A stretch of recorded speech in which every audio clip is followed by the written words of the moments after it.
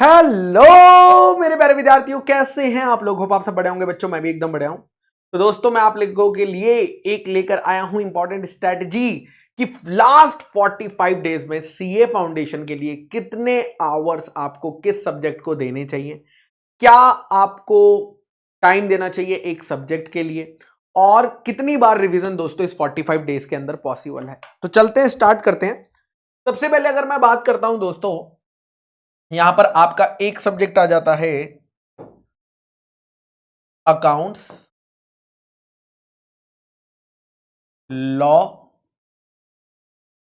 Quants और eco. Correct. Daily आपको कितनी देर पढ़ना चाहिए? अकाउंट्स पढ़ना चाहिए 3 घंटा, लॉ पढ़ना चाहिए 3 घंटा, क्वांट्स पढ़ना चाहिए दोस्तों 2 घंटा, और इकोनॉमिक्स पढ़ना चाहिए 2 घंटा, क्योंकि ये दोनों एमसीक्यू हैं। अगर किसी को क्वांट्स डिफिकल्ट लगती है, जिसने 11th-12th में मैथ्स नहीं ले रखी थी, तो वो क्वांट्स के आवर्स बढ़ा सकता है, लॉ के आवर्स थोड़े से कम कर सकता है, अकाउंट्स के थोड़े कम करना चाहे तो कम कर सकता है, कोई दिक्कत वाली बात नहीं है। तो डेली आप कितने घंटे पढ़ रहे हो जी, बताओ। सीए फाउंडेशन के लिए डेली 10 घंटे पढ़ना पड़ रहा है। क्या करें, डिफिकल्टी बना दिया इंस्टीट्यूट ने, इतना तो पढ़ना ही पड़ेगा। अब 10 आवर्स आप पढ़ रहे हो, आपके पास है दोस्तों 45 डेज। तो 45 into 3 that is 135 hours, 135 hours, 90 hours, 90 hours. ठीक है। उसके बाद अब आपको रिवीजन भी करना है, फर्स्ट रिवीजन, सेकंड रिवीजन। तो दोस्तों यहां पर फर्स्ट रिवीजन और सेकंड रिवीजन की जब मैं बात करता हूं, तो 90 आवर्स आपका डिटेल्ड रिवीजन होगा सबसे पहला, और उसके बाद वो 50% दोस्तों कम हो जाएगा। सेम विद लॉ, 90 आवर्स होगा, उसके बाद वो 50% से रिड्यूस हो जाएगा। अब यहां पर तो है ही 90 आवर्स, अगर इधर 90 दे दूंगा तो सेकंड रिवीजन कहां जाएगा। तो अब ये मान लीजिए 60 30 60 30। तो ये दोस्तों आपको आवर्स एलोकेट करने हैं। फर्स्ट रिवीजन में 90 आवर्स हैं आपके पास, 3 घंटे अगर आप पढ़ रहे हो तो यानी ये 1 मंथ की बात हो रही है। ये आपके ये वाला जो फर्स्ट रिवीजन है ये 30 डेज का पीरियड है, और ये जो सेकंड वाला रिवीजन है ये 15 डेज का पीरियड है। ठीक है।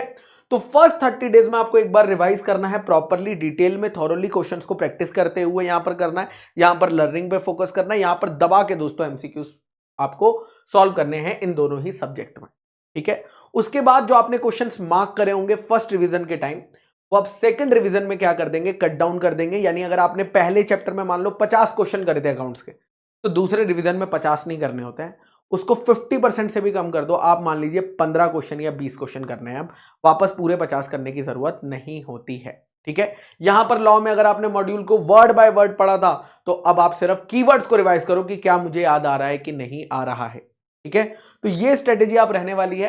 अब आप क्या करेंगे, यहां पर जितने भी अकाउंट्स के चैप्टर हैं, तो चैप्टर वाइज इस 90 आवर्स को बांटेंगे, इसको भी आप चैप्टर वाइज बांटेंगे, और चैप्टर वाइज बांटने के बाद एक प्रॉपर प्लानर बनाया जाएगा, जिस प्लानर को आप एग्जीक्यूट करेंगे। तो आई होप दोस्तों ये वीडियो आप लोगों के लिए हेल्पफुल रहेगा। मैं बिजनेस लॉस का एक स्पेशल वीडियो भी लेकर आऊंगा अलग से, और जो बच्चे जैन 26 की तैयारी कर रहे हैं और अगर उनको दिक्कत आ रही है तैयारी करने में, तो दोस्तों वीसी गुरुकुल आप लोगों के लिए रियल फास्ट ट्रैक बैच लेकर आया है, जो कि एक पेड बैच है, बट जैन 26 अटेम्प्ट के लिए उसे ₹1 में दोस्तों दिया जा रहा है। पहले ये क्लासेस यूट्यूब पे चल रही थी, अब क्लासेस हमारे एप्लीकेशन पर शिफ्ट हो गई हैं। अगर आपने अभी तक बैच नहीं खरीदा है तो vcgurukul.com पर जाकर आप उसे बाय कर सकते हैं, सिर्फ उन लोगों के लिए जो जेन्युइनली किसी सब्जेक्ट में डिफिकल्टी फेस कर रहा है। मान लो कोई अकाउंट्स में डिफिकल्टी फेस कर रहा है तो आप रियल फास्ट ट्रैक ज्वाइन कर सकते हो, कोई लॉ में कर रहा है, और ये कोई ऊपर ऊपर से पढ़ाने वाला बैच नहीं है। जब आप इस बैच में पढ़ के देखोगे तो आपको पता चलेगा कि एक्चुअली में डिटेल में कितना ज्यादा कवरेज इसमें करा जा रहा है। Okay, tata, bye bye.